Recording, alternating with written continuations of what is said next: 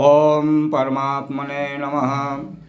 कृष्णाय वासुदेवाय हरये परमात्मने प्रणतक्लेशनाशाय गोविंदाय नमो नमः। मैं उपेंद्र नारायण मिश्र यूट्यूब चैनल के माध्यम से आप लोगों को यज्ञोपवीत के विषय में बताने जा रहा हूँ, जो कि आज के ब्राह्मण के लिए ये नितांत आवश्यक है। बड़ी विडंबना है कि आज इस वर्तमान युग में ब्राह्मण लोग इसकी बड़ी उपेक्षा कर रहे हैं। इसके यज्ञोपवीत के महत्व को नहीं समझ रहे हैं और पहनना भी नहीं चाहते हैं। जिस चीज़ का जब हम महत्व नहीं समझेंगे तो उसकी उपयोगिता को हम कैसे समझेंगे। इसलिए सबसे पहले आवश्यक है कि यज्ञोपवीत का क्या महत्व होता है। यज्ञोपवीत में सारी शक्तियाँ विद्यमान हैं और यदि विधिवत नियम के अनुसार यज्ञोपवीत बनाया जाए और उसको अभिमंत्रित करके देवताओं का आवाहन करके तब उसको धारण किया जाए तो उस यज्ञोपवीत में बहुत बड़ी शक्ति होती है और वह शक्ति यज्ञोपवीत धारण करने से मनुष्य के अंदर हमेशा विद्यमान रहती है। लेकिन अब आजकल जो यज्ञोपवीत बाज़ारों में मिल रही हैं, दुकानों में हैं, वो सब शुद्ध नहीं हैं। शुद्धता भी नहीं है और जिस हिसाब से उसमें ब्रह्मगांठ लगाना चाहिए उसमें वो गांठ भी नहीं लगी हुई है। और कोई भी ब्राह्मण यज्ञोपवीत बनाना भी नहीं चाहता है, न सीखना चाहता है, परिश्रम नहीं करना चाहता है। कम से कम मैं सभी ब्राह्मणों से हाथ जोड़ करके निवेदन करता हूँ कि कम से कम अपने लिए नियम के अनुसार यज्ञोपवीत बनावें और अच्छी प्रकार से देवताओं का आवाहन करके अभिमंत्रित करके तब उसको पहने और यज्ञोपवीत धारण करने के बाद में कम से कम 10 बार गायत्री मंत्र का जप अवश्य करें। यज्ञोपवीत बनाने के लिए बाज़ार में कच्चा सूत मिलता है। उस कच्चे सूत को आप ले आइए और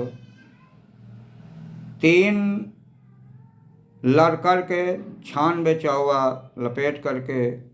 लपेटना चाहिए, फिर वहाँ से तोड़ देना चाहिए, फिर उसको तकली में काटना चाहिए, फिर उसको 3 बार करके 3 लड़ करके फिर उसको काटना चाहिए।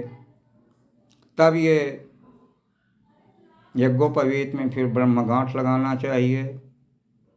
शिखा सूत्र इस प्रकार से अपने अनुसार लगाना चाहिए, प्रवर। तो इस प्रकार से जो यज्ञोपवीत बनाते हैं, यज्ञोपवीत का पूजन करते हैं, यज्ञोपवीत का सम्मान करते हैं, उनके अंदर एक अलग शक्ति ही विद्यमान रहती है।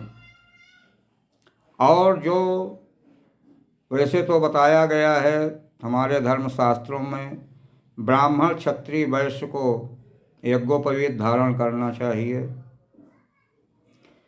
शूद्रों को यज्ञोपवीत धारण करने का विधान नहीं बताया गया है। लेकिन इस कलयुग में शूद्र भी यज्ञोपवीत धारण कर रहे हैं, वेद भी पढ़ रहे हैं।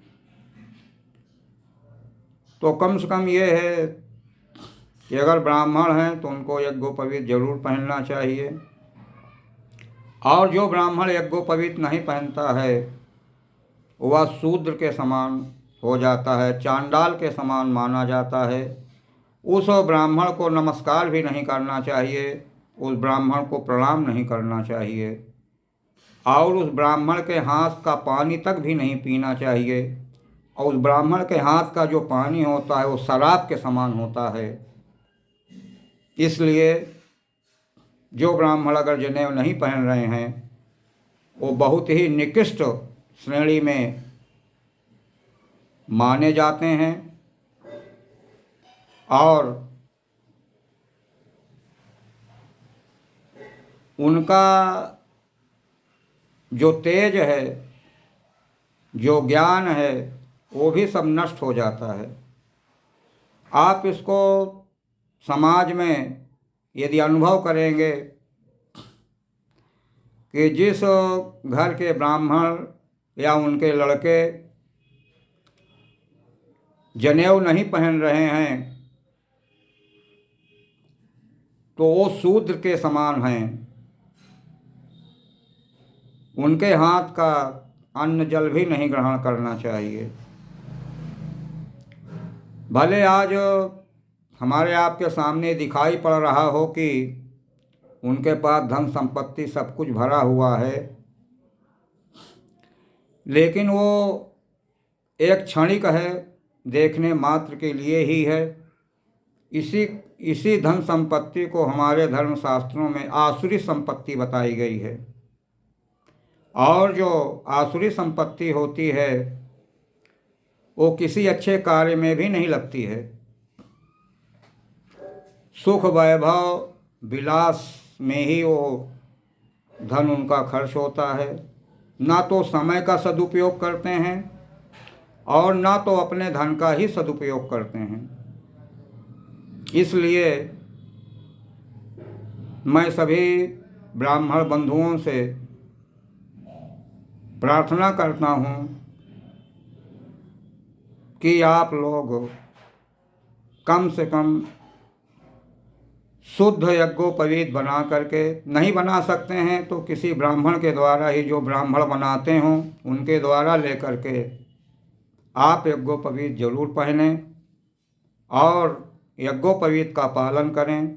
जब आप यज्ञोपवीत का पालन करेंगे, शुद्धता के साथ उसको आप धारण करेंगे, तो मेरा ये अनुभव कहता है कि आप 1 वर्ष के अंदर आपके अंदर वो तेज, वो धैर्य, वो आत्मबल पैदा होगा कि आप जहाँ कहीं भी समाज में बैठेंगे आपकी एक अलग छाप होगी।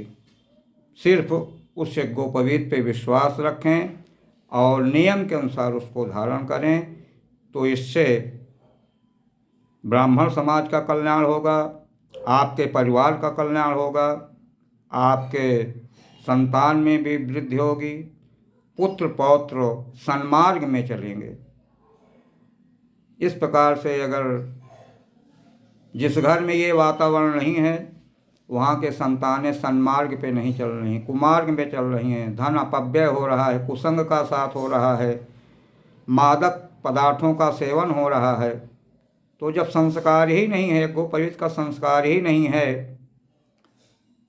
तो उनका समय और धन इसी प्रकार से खर्च होगा, व्यतीत होगा। इसलिए इस जनेऊ के महत्व को समझते हुए इसका पालन जरूर करें, जिससे कि आपका भविष्य उज्जवल हो। मैं ईश्वर से ये कामना करता हूँ कि यदि आप यज्ञोपवीत धारण करते हैं तो आपके परिवार में सुख समृद्धि अवश्य आएगी। इस प्रकार से यदि आपको मेरी ये बातें अच्छी लग रही हों तो ज़रूर सब्सक्राइब करें। फिर अगली कड़ी में आपसे मिलेंगे। धन्यवाद।